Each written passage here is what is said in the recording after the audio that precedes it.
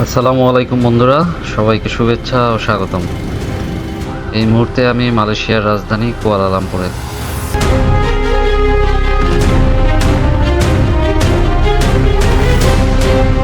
Malaysia হচ্ছে দক্ষিণ পূর্ব এশিয়ার একটি মুসলিম প্রধান দেশ।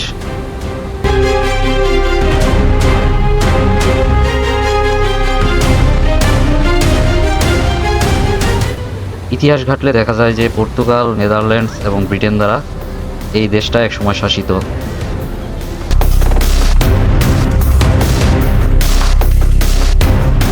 কুয়ালালামপুর হলো মালয়েশিয়ার জাতীয় রাজধানী ও বৃহত্তম শহর। তবে পুত্রজায়া হলো ফেডারেল প্রশাসনিক রাজধানী। 63% মুসলিম ধর্মাবলম্বীর দেশের জনসংখ্যা প্রায় 34 মিলিয়নেরও বেশি। তবে এই দেশটির স্বাধীনতার ইতিহাস অনেকেরই অজানা। তাই আজ আমি দেশটির ইতিহাসের সন্ধানে চলে যাই দেশটির জাতীয় স্মৃতিসৌধের উদ্দেশ্যে। তাহলে বন্ধুরা, চলুন শুরু করা যাক আমার যাত্রা।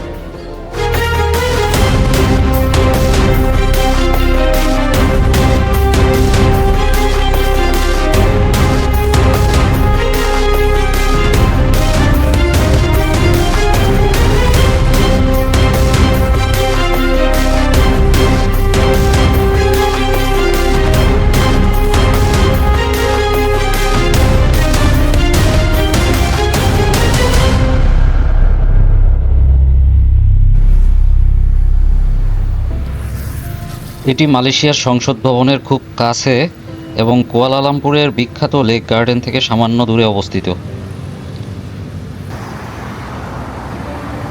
আপনারা যদি কুয়ালালামপুর শহরের পেট্রোনাস টুইন টাওয়ারের আশেপাশে হোটেলে থাকেন তাহলে চাইলেই হেঁটে চলে আসতে পারবেন। আর যদি আপনারা সামান্য একটু দূরে থাকেন অথবা শহরের অন্য প্রান্ত থেকে আসেন তাহলে গ্রেবের মাধ্যমে হয়তোবা 20 থেকে 25 রিঙ্গিতের মাধ্যমে চলে আসতে পারবেন।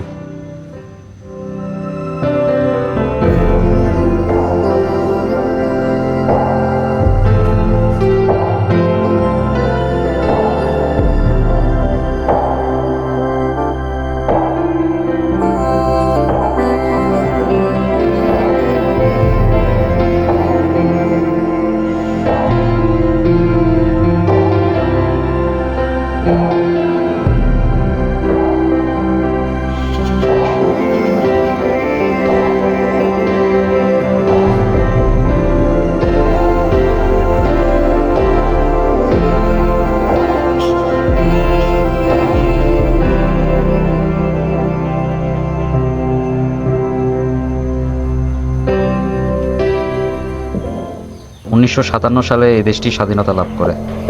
মালয়েশিয়ার স্বাধীনতার জন্য লড়াই করে মারা যাওয়া সাহসী সৈন্যদের স্মরণে নির্মাণ করা হয় একটি স্মৃতিস্তম্ভ। মূলত দ্বিতীয় বিশ্বযুদ্ধের সময় জাপানি দখলদারিত্বের বিরুদ্ধে এবং 1948 থেকে 1960 সাল পর্যন্ত স্থায়ী মালয় জরুরি অবস্থার বিরুদ্ধে নিহতদের স্মরণেই এই জাতীয় স্মৃতিস্তম্ভটি নির্মাণ করা হয়।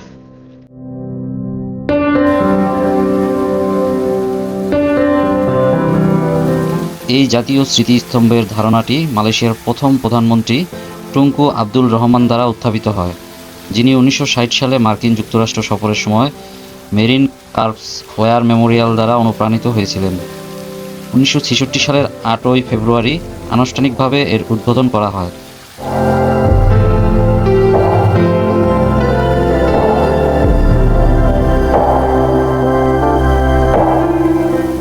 স্মৃতিস্তম্ভটির কেন্দ্রবিন্দু হয়ে দাঁড়িয়ে থাকা ভাস্কর্যটি 15 মিটার লম্বা এবং ব্রোঞ্জ দিয়ে তৈরি।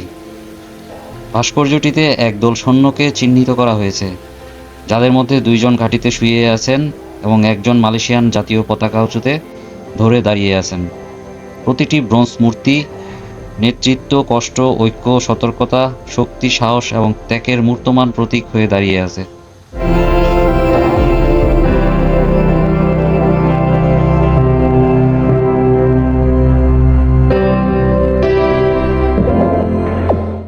মালয়েশিয়ার ন্যাশনাল মনুমেন্ট বা মালয়েশিয়ার জাতীয় স্মৃতিসৌধকে তগু নিগারাও বলা হয়ে থাকে।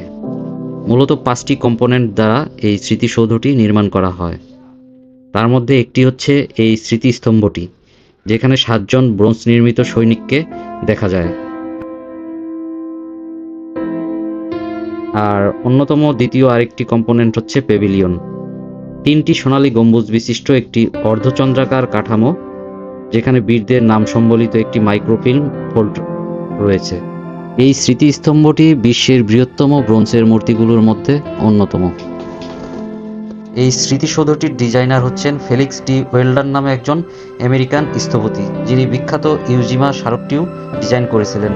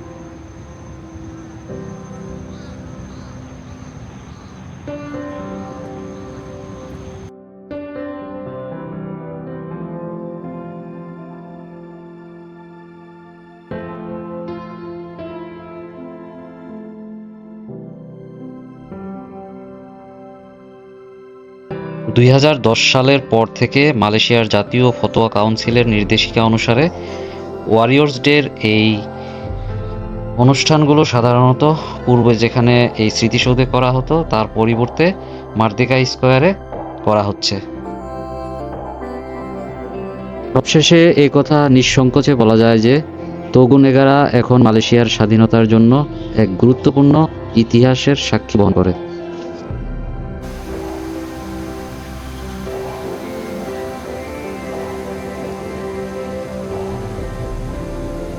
1975 সালের 27শে আগস্ট একজন কমিউনিস্ট সন্ত্রাসীর বিস্ফোরণে স্মৃতিস্তম্ভটির ব্যাপক ক্ষয়ক্ষতি হয়।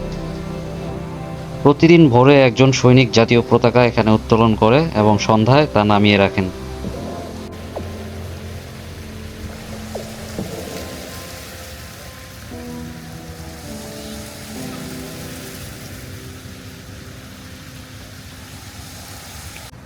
জাতীয় স্মৃতিস্তম্ভের কাছে অবস্থিত এই সেনোটাপটি শুরুতেই এখানে ছিল না। পূর্বে কুয়ালালামপুর রেলওয়ে স্টেশনের কাছে এই সেনোটাপটি ছিল, পরবর্তীতে স্থানান্তরের মাধ্যমে এখানে নতুনভাবে স্থাপন করা হয়।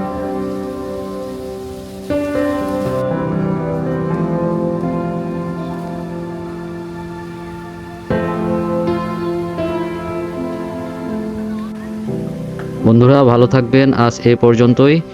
সামনে আবার দেখা হবে মালয়েশিয়ার নতুন কোনো জায়গায়। সেই পর্যন্ত ভালো থাকবেন, সুস্থ থাকবেন। আল্লাহ হাফেজ, আসসালামু আলাইকুম।